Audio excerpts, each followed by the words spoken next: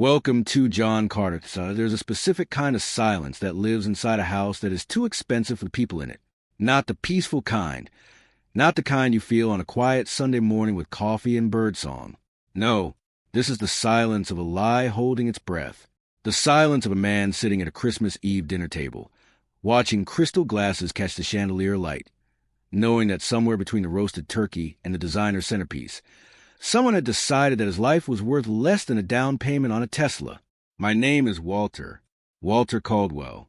I am 68 years old, a retired NASA aerospace engineer who once calculated orbital trajectories to the 5th decimal point.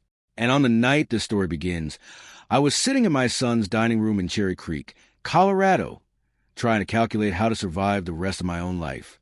Please subscribe and like this video and listen to my story till the end, and let me know which city you're listening from. That way, I can see how far my story has traveled. The dining room was a kind of space that announces money before you even sit down. Original abstract paintings on the walls that cost more than my first house. Custom walnut cabinetry that still smelled of high-end wood polish. A centerpiece of white lilies and silver-sprayed pine cones sprawling across the linen like something that required its own permit from the city. My daughter-in-law, Priya, was adjusting that centerpiece when I arrived, her phone balanced in her other hand, her smile calibrated for a camera that wasn't there. My son, Nathan Caldwell, 40 years old, sat at the head of the table. He had my late wife's high forehead and a nervous twitch in his left hand that he thought I had never noticed. He was wearing a bespoke navy suit that I recognized from a tailor in Cherry Creek, whose fitting fees exceeded my monthly pension. Just last week, he had complained to me about a cash flow issue at his development firm. The suit did not match that story. Nothing in this house matched that story. I had not come for the turkey. I had come because 3 days ago, while reviewing my private financial ledger, I had noticed a series of disbursements that did not align with my upcoming medical obligations. I had kept my mouth shut the way I always kept my mouth shut, observing the environment first, gathering data the way a rover gathers soil samples on a hostile planet before drawing any conclusions. The renovations, the suit, the new car gleaming in the driveway, the bottle of wine on the table that I recognized as a 2018 Screaming Eagle. Because I had seen the charge on the joint account, I had stupidly left accessible for what I believed were emergency management purposes. In aerospace engineering, you learn that a microscopic crack in a fuel line can lead to a catastrophic explosion. Nathan was starting to look like a very faulty fuel line. He poured himself another glass of wine, his fingers trembling ever so slightly as he gripped the decanter. He was talking about something called the Highlands Project, a luxury condominium development that was apparently the crown jewel of his firm's portfolio. He used words like synergy and vertical integration, the kind of corporate language that functions as a heat shield for a complete absence of substance. Priya interrupted him every few minutes to check her engagement metrics on her latest social media post, oblivious to the way his eyes darted toward me every single time I cleared my throat. I sipped water. Not wine, just water. The turkey was perfectly golden, glistening under the chandelier. To me, it tasted like ash and overdue hospital bills. I set down my fork. The clink of silver against fine china rang through the room like a hammer on a rail. "Nathan," I said, and my voice cut straight through his monologue about market fluctuations. I kept it as level as a horizon line. Did the hospital send a confirmation for the December 1st payment? The room went still. Even Priya stopped scrolling. I watched the color drain from Nathan's cheeks, leaving his skin the pale gray of a winter sky right before a storm. "The medical fund I set up for you to manage," I continued, my eyes locked on his face. "The $320,000 I transferred for the aortic stenosis surgery fund. You cleared the balance by the deadline, right?" Nathan did not answer immediately. He looked at Priya, and for the first time that evening, she did not look back at him. Her eyes dropped a brand new Rolex on her wrist, her thumb moving in small nervous circles over the gold casing. Nathan's mouth opened and then closed again, a silent engine trying to turn over in a vacuum. His fork slipped from his fingers and clattered onto the plate. The grandfather clock in the hallway ticked. Each second sounded like a countdown, and I sat there, 68 years old, a widower, a retired engineer, a man with a narrowing aortic valve and exactly one son, and I felt something cold and absolute settle into the center of my chest. Not just a stenosis. Something worse. The truth. Now, before I tell you what came out of Nathan's mouth next, I need you to understand something. I am not a man who cries easily. I spent 40 years in rooms where you had to stay calm, while billion-dollar spacecraft either made it to orbit or burned to pieces in the atmosphere. I was trained to hold steady when the system fails. But sitting in that dining room, watching my son search for a lie the way a drowning man searches for a rope, I felt something crack open inside me that I did not know how to fix. What Nathan said next, and what I'd already been quietly carrying in my pocket that entire evening, is going to change everything you think you know about this story. Part 2 is coming. Do not go anywhere. There are moments in a father's life that rewrite everything that came before them. Not the big, obvious moments. Not the graduations or the weddings or the hospital births. The quiet ones. The ones that happen at a dinner table under a chandelier while jazz plays softly from a Bluetooth speaker and the turkey goes cold on its platter. Nathan finally looked up at me. "Dad," he said, and his voice was thin, the kind of thin that comes from a man who has been carrying a secret so heavy it has started to physically alter the way he breathes. "You have to understand the pressure I have been under with the Cherry Creek project. There were market fluctuations. I made a temporary reallocation. I thought I could bridge the gap before the hospital even processed the paperwork. I did not care about the project, Nathan. I kept my voice like a scalpel, precise, cold, and cutting to the fat of his excuses. I care about the $320,000 I gave you to keep my heart beating." He flinched as if I had struck him. He began to speak faster then, a flurry of real estate terminology spilling out of him like pressure escaping a cracked seal. He said words like overhead and bridge loans and high-interest liquidity and temporary shortfall, all of it designed to obscure one simple, devastating fact.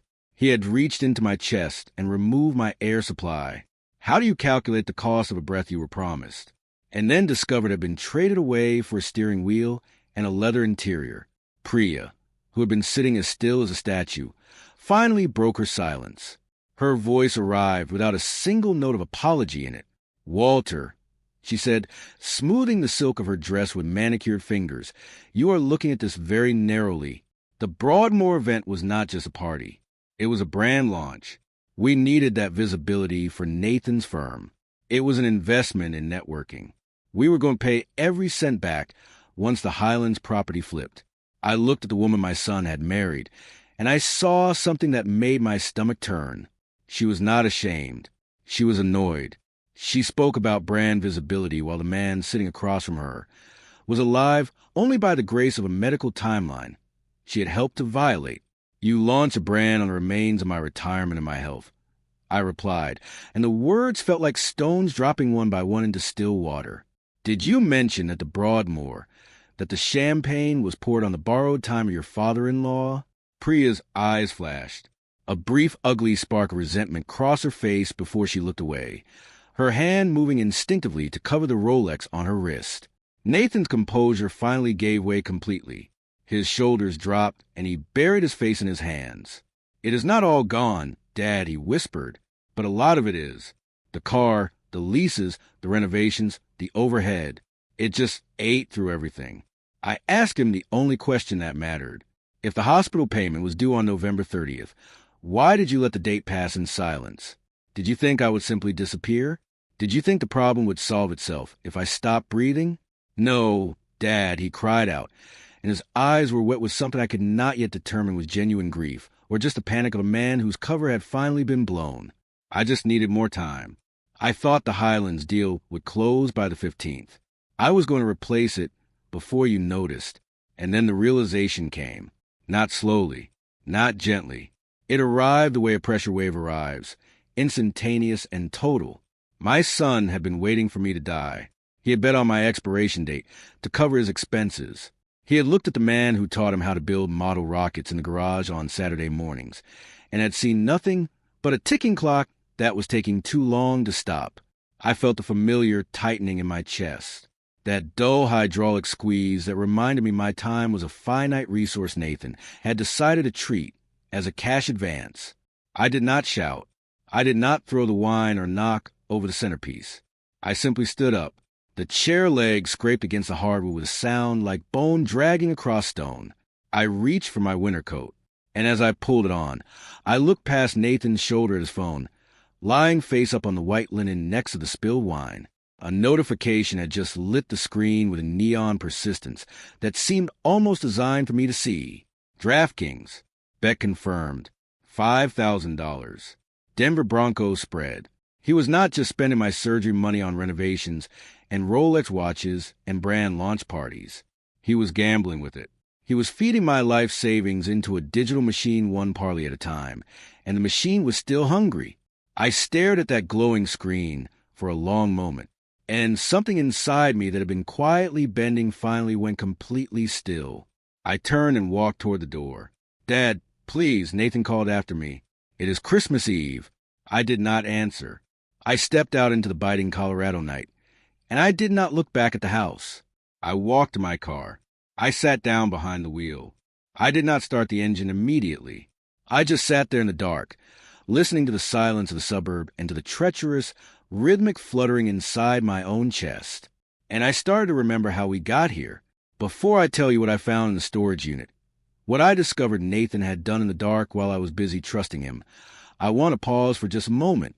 If you are still with me right now, if the story is sitting heavy in your chest the way it sat heavy in mine that night, drop something in the comments. Tell me you are still here, because what I am about to share in part 3 is the part that broke me and then built me back into something unbreakable. Stay with me. You do not want to miss what comes next. The human heart is a remarkable piece of engineering. Even when it is failing, even when the valve is narrowing and the pressure is building toward a point of no return, it keeps going. It keeps pushing. It refuses to stop until the very last moment. I thought about that a lot in the weeks after Christmas Eve. I thought about how my heart and I had more in common than I ever gave it credit for. Let me take you back to October, to a Tuesday afternoon in mid-autumn when the Denver air was crisp, and I still believed, with everything I had, that my son was a good man carrying a heavy load. The fluorescent lights of the University of Colorado Hospital hummed, at a frequency that set my teeth on edge. I sat in a plastic chair with my spine straight and my expression neutral, performing a particular version of calm that engineers develop after decades of sitting in rooms where someone is about to tell you that something very expensive is about to fail. Dr. Arthur Thorne was the kind of cardiologist whose eyes were as precise and cold as a moon landing. He did not waste time on pleasantries. He sat down, adjusted his glasses, and looked at me the way an investigator looks at a black box recovered from a crash site.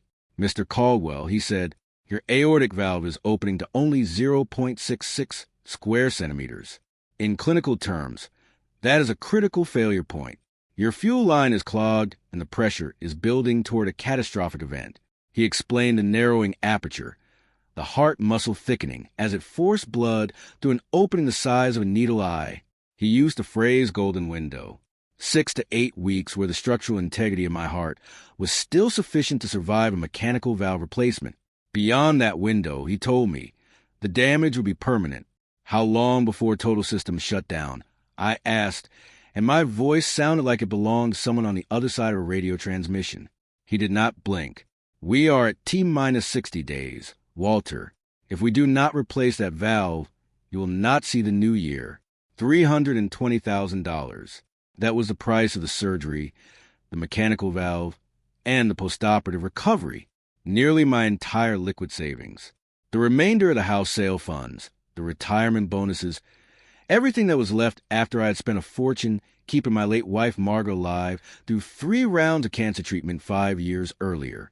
I did not regret a single penny of what I had spent on Margaret, but it left this final sum as my only shield against the dark. I made a decision in that hospital room that I now understand was my first critical engineering error. I decided to keep the diagnosis from Nathan, not to protect myself, but to protect him. I told myself I wanted to see if he could handle the weight of a responsibility without the pressure of guilt forcing his hand. I wanted to believe that if I handed him the keys to my life, he would guard them the way I had raised him to guard everything that mattered. I walked out of that hospital with a death sentence in my pocket and a faith in my son that was already beginning to crack in ways I could not yet see. 3 weeks later, Nathan came to my apartment. I showed him the fund. I transferred the $320,000 into an account under his management, and I told him the institutional fees would be due by the end of November. I told him to keep the funds ready for when I gave the word. He left in under 20 minutes. I watched his taillights disappear into the Denver night, and in his side jacket pocket, catching the porch light for just a moment as he turned to wave, I saw a second phone, smaller and older than the one he had left on my coffee table. It was vibrating with notifications from a bright green icon, a sports betting application. He shoved it into his pocket, and his face rearranged itself into something casual. "See you soon, Dad. Do not overwork that brain of yours." I stood in the doorway a long time after his car was gone. The silence of my apartment did not feel like peace. It tasted like a slow poison I had not yet identified. 3 days after the transfer, the hospital sent an automated alert. The required $150,000 initial deposit had not been received. I forwarded the notification to Nathan. No response. I called him at 2 in the afternoon. The phone rang to voicemail. I left a message in my steadiest voice. I called from my neighbor's landline the following morning, knowing he was screening my number. He answered on the first ring with a bright, cheerful hello. The moment he realized it was me, the line went dead. He had hung up on his father, on his dying father.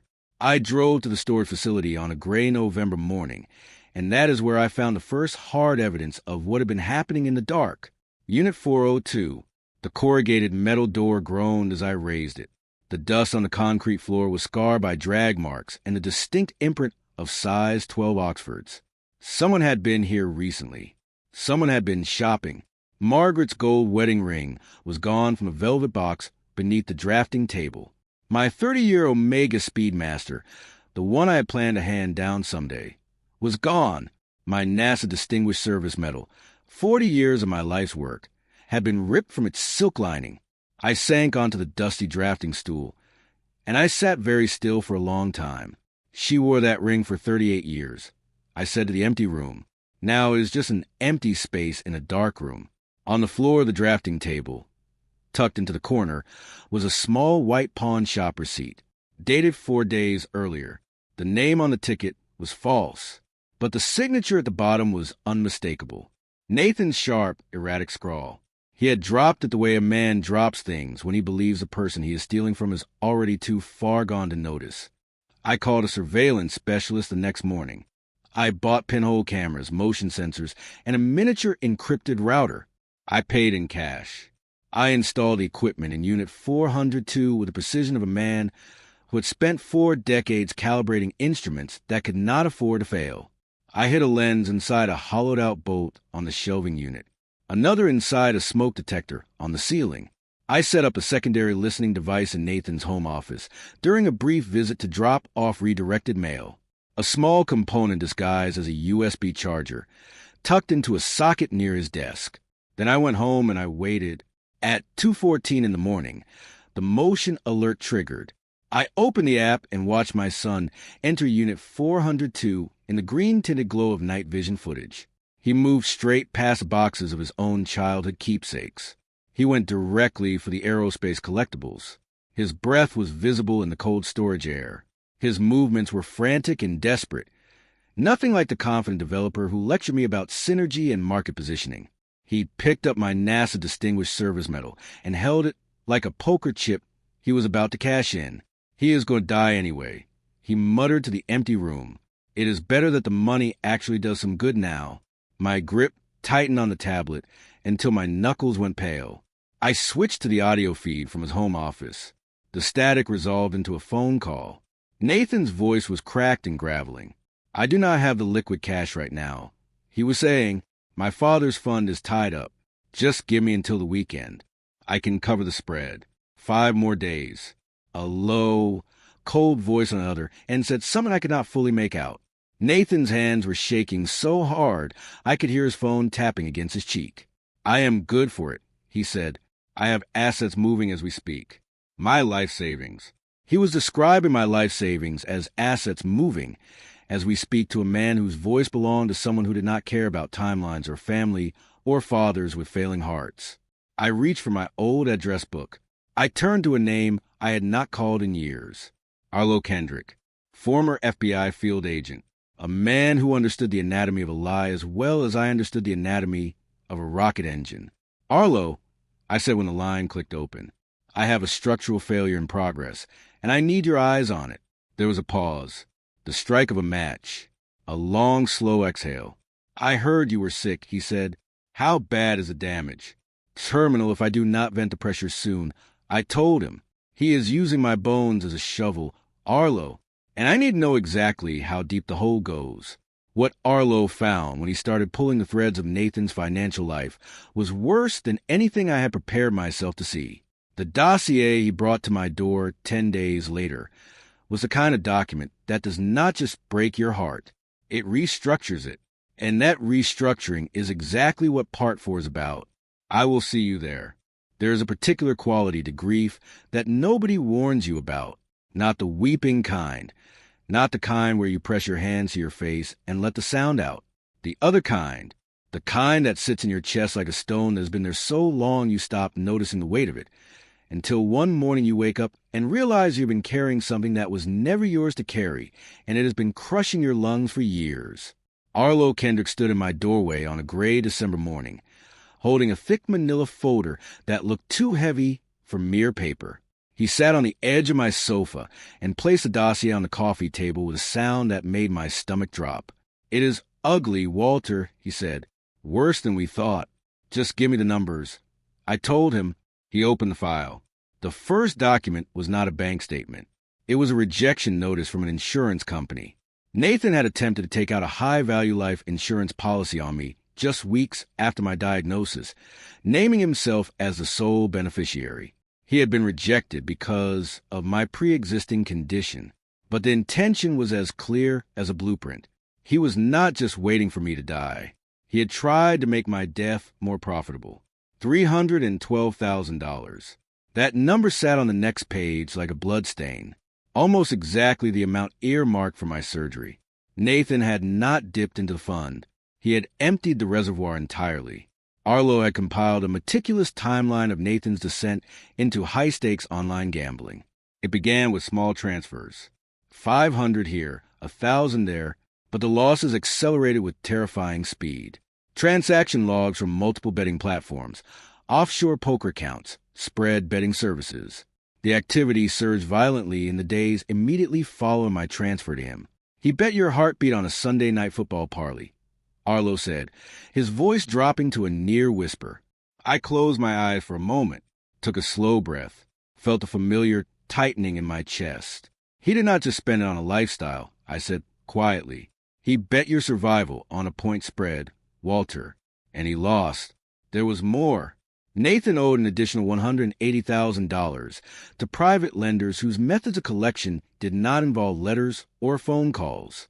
Arlo had identified threatening messages sent to Nathan's second phone from an individual referred to in the correspondence only as V. One message, sent just 3 days before Christmas Eve, was answered by my son with words that I will carry in my chest for the rest of my life. The old man is on his last legs. Nathan had written back. The house and the remaining accounts will clear everything within the quarter.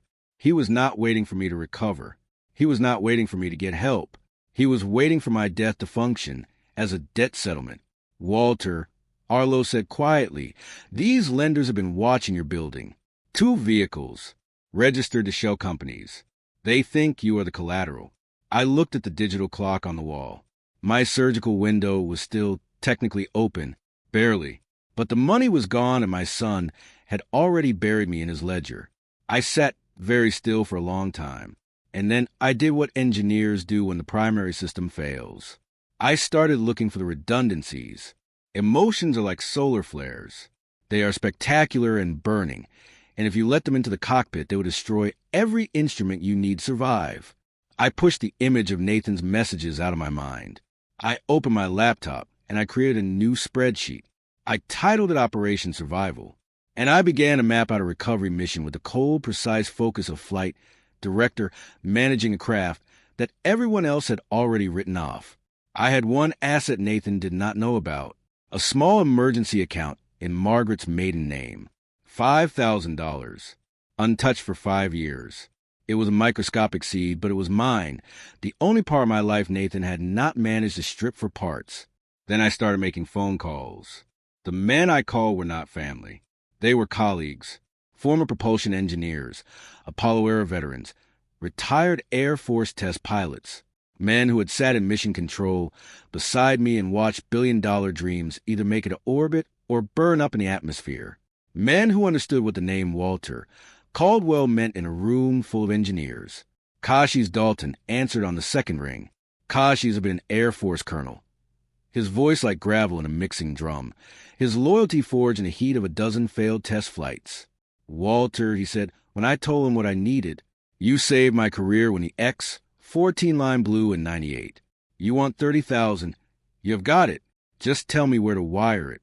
I felt something in my chest that was not the stenosis. It was a particular warmth of being truly seen by someone who chose to see you, not because of blood, but because of history and character and a debt of honor that real men do not forget. My own son was betting on my death, and the Air Force was betting on my life. Over the next 6 hours, I made call after call. 3 former NASA colleagues, men who had been in the trenches with me through shuttle programs and satellite deployments, and the particular specific terror of watching a launch go wrong. Each one sent funds. Each one asked no questions beyond where to wire it. By late afternoon, the survival column showed $150,000. I dialed the University of Colorado Hospital's billing department. I asked for a supervisor. I told them the funds were secured through a private trust. I needed the surgery slot moved to the 27th of November. After a long pause and the sound of keys clicking in the billing office somewhere across the city, the supervisor gave me a date. Slot confirmed. November 27th. The golden window was still open. Barely, but it was open. I closed my laptop and sat in the quiet of my office, and I let myself feel, just for one moment, the full weight of what I had done. I had built a life support loop in the dark, bypassing the sabotage of the person who should have been my greatest protector, and I had kept myself alive through the sheer force of the loyalty of men who were not even my kin. Then Arlo sent a message that made my blood go cold. Nathan knows you are moving money. He is coming to your apartment. I had already frozen the retirement account 48 hours prior. A proactive measure Nathan was about to slam into like a brick wall. I had also set a honeypot trap before the Christmas Eve dinner. A small accessible account with $2,000 sitting in plain sight. A digital sensor designed to trigger and alert the moment Nathan reached for it. I smoothed my shirt. I found my engineering voice, that calm, steady professional instrument I had used through engine failures and launch aborts, and particular specific terror of watching something go wrong in real time. And when the deadbolt clicked and Nathan walked into my apartment looking frantic and suspicious and calculating, I told him I was going fishing. I told him I needed to clear my head before we sorted out the rest of the money. I told him I was heading up to the mountains for a week with no cell service. And I watched the calculation move behind his eyes the same way I had watched algorithms run on mission control screens for 40 years. I saw him arrive at his conclusion. He thought this was the beginning of the end. He thought the old man was wandering off to die quietly in the wilderness, so the estate would tidy itself up. What he did not know was that I was driving myself to the University of Colorado Hospital in the pre-dawn darkness of November 27th. I drove alone, the heater in my old car barely making a dent in the Colorado cold. A nurse with lavender-scented hands checked my vitals and looked at the empty chair beside my bed. No family today, Mr. Caldwell. I looked at the ceiling. I am a solo flyer, I told her. Just get the systems ready for launch. They wheeled me toward the surgical wing. The hallway lights passed overhead in a rhythmic strobe of white.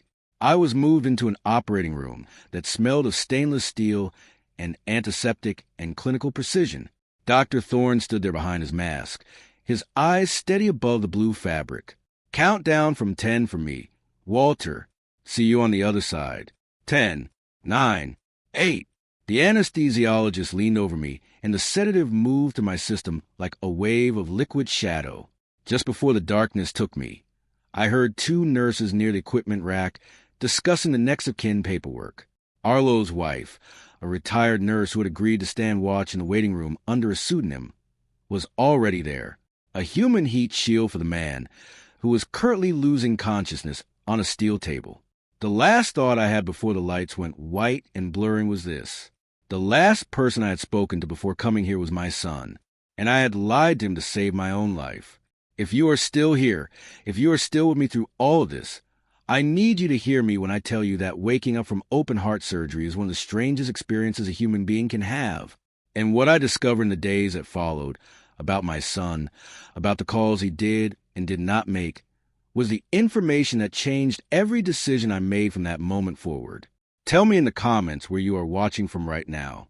And if you have ever had to save yourself from someone who should have been saving you, share your story below. You are not alone. Subscribe for more stories about standing your ground and reclaiming your life. Part 5 is where I tell you about Christmas Eve, about the laptop on the dinner table, about the velvet box, and about the choice I finally made to stop carrying a man who had decided my life was expendable. Do not leave now. Waking up from open heart surgery feels like being reassembled by a mechanic who lost the instruction manual halfway through the job. Everything hurts in ways that do not have proper names. My first breath after the ventilator tube was removed felt like swallowing broken glass. I opened my eyes to the rhythmic language of machines and monitors, and I lay completely still, taking inventory the way I had always taken inventory, methodically, starting with the most critical systems first. The primary ache was central, a deep structural throb where they had opened my sternum to reach the engine room, and then beneath that, something new, something that would be with me for the rest of my life. A rhythmic metallic tick, resonating through my bones, vibrating faintly in my jaw. The mechanical valve. The pump was operational. I had survived by my own engineering and the loyalty of men who were not my blood. Arlo's wife stood by my bed in the blue light of the vitals monitor. Her hands smelled of antiseptic and lavender. "It is ticking," I whispered, my voice a dry rasp. "You are back on the grid," she replied. "Rest. We have the perimeter secured." I surrendered to the exhaustion. Days blurred into a morphine-softened passage of time measured in catheter exchanges and physical therapy milestones. I kept my phone on the bedside table throughout, watching it, waiting. Nathan never called. Not once. Not to check on the fishing trip. Not to ask if the trout were biting. Not to wonder why his 68-year-old father with a serious heart condition had not checked in from a remote wilderness location in over a week. The monitor did not flatline. My heart did not flatline. But something else did. Before I was discharged on the 20th of December, I requested a printout of the incoming call logs to my hospital room and the main billing switchboard. I needed the final calculation. I needed to know if at any point during the golden window my son had reached out. He had not called my room. He had not called the mountain ranger station to ask about a missing elderly man. He had not called on December 1st, the day he knew my life-saving deposit was due. He had, however, placed one call to the hospital billing department, not to ask about my health, to check whether the surgery had been canceled. He was not waiting for me to come home. He was waiting for the house to be vacant. I folded the printout and put it into my coat pocket, and I drove to Cherry Creek for Christmas Eve dinner. Walking into Nathan's house that night was the most precise performance of my career. I had a digital recorder pinned to the inside lining of my jacket. Arlo was parked outside in a vehicle he had positioned to intercept the home's Wi-Fi signal, ensuring Nathan could not remotely delete financial records from his personal computer. I greeted Priya. I accepted the glass of wine I did not drink. I sat across from my son at his beautiful, expensive dinner table, and I listened to him lie to my face for 30 minutes. And then I set my laptop on the table. "Since you seem confused about the paperwork, Nathan," I said quietly, "I brought some clarity." The infrared footage from Unit 402 filled the screen. Nathan in grainy green night vision, his face a map of desperation, his hands moving through the contents of my heritage like a man shopping a clearance sale. The color left his face in seconds. Priya stared at the screen with her mouth open, and then I reached into my leather satchel and I pulled out a small dark blue velvet box and placed it on the white linen between the gravy boat and Nathan's untouched plate. "Open it," I said. His fingers fumbled with the clasp. The lid creaked open, and there, nested in white silk, was Margaret's gold wedding ring. The simple band caught the chandelier light with a warmth that mocked the coldness spreading through the room. "But I sold that," Nathan whispered. "The jeweler confirmed it was melted down." "How did you?" "3 days after you pawned your mother's ring for $3,800. I said, "I received a phone call from Bernard, the jeweler on Lammer Street. Do you remember Bernard?" "No, of course you do not. You were too small when I first walked into a shop with 2 months of salary saved up, looking for the perfect ring for the woman I loved. Bernard remembered me. He remembered the inscription I had him engrave on the inside of that band. To Margaret, my North Star. So when a man in his 40s walked in and tried to sell that ring as scrap gold to be melted down, Bernard did not just process a transaction. He called me first. I paid $5,500 to buy back the ring you sold for $3,800. Bernard called it a family discount. He said he could not bear the thought of that particular inscription being destroyed." Nathan was weeping now, not quietly, the kind of weeping that shakes the shoulders and distorts the face into something almost unrecognizable. Priya sat frozen, her wine glass sweating in her grip. "Your mother wore this ring for 38 years, Nathan. She wore it through every NASA launch, through every sleepless night I spent away on mission support, through every round of chemotherapy, even when her fingers swelled so badly from a medication that I had to help her take it off at night. And you sold it for enough money to place another football bet." I opened the ledger in my satchel. "My forensic accountant took 72 hours and found everything," I said. "October 3rd, your old stamp collection. Boulder collector. 6,000 received. 8,000 paid to recover it. October 18th, the Leica camera Margaret gave me on our 30th anniversary. California buyer. 6,200 to get it back overnight. October 29th, my NASA Distinguished Service Medal. The collector who had purchased it mailed it back without accepting payment. He included a handwritten note. A man who would steal his father's honors does not deserve to profit from them." I closed the ledger. $23,200. That is what it cost me to recover the pieces of my life that you sold. The only thing I could not get back was the Speedmaster watch. That is gone forever. Like the son I thought I was raising. The silence in the room was absolute. Even the Christmas music from the Bluetooth speaker seemed to have stopped. I reached into my satchel one final time, and I slid a white envelope across the tablecloth. Inside is a copy of the police report I filed 48 hours ago for elder financial abuse and grand larceny. Next to it is a civil lawsuit for $418,000. The original $320,000, plus the secondary loan costs and recovery expenses I incurred to save my own life. And there is a third document, a temporary restraining order, and an eviction notice. You have 48 hours to vacate this property. Nathan started to protest about the mortgage, about his name on the deed. I cut him off.